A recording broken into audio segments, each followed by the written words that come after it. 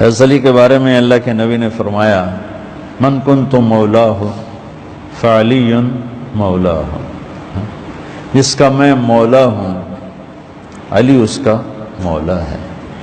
اور یہاں مولا سے مراد دوست نہیں ہے، یہ ہم دوست کا ترجمہ کرتے ہیں آقا، سردار، جس کا میں سردار ہوں علی اس کے سردار ہیں۔ اس کے پیچھے ایک کافی پس منظر میں بہت سی چیزیں ہیں، ان کی صفائی کرنے کے لیے میرے نبی نے غدیر خم پر یہ حدیث بیان فرمائی خطبے میں کہ جس کا میں مولا ہوں اس کا علی مولا ہے۔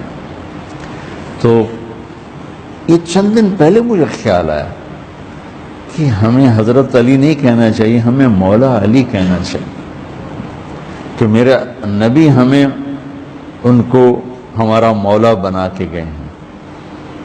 ہم سمجھتے ہیں صرف یہ شیعہ کہتے ہیں مولا علی، وہ صحیح کہتے ہیں،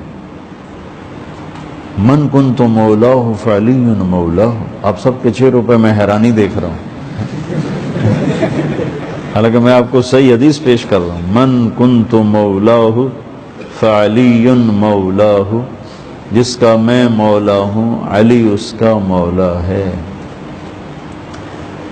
تو میں اب حضرت علی نہیں کہتا، میں کہتا ہوں مولا علی، کہ ان کا حق ہے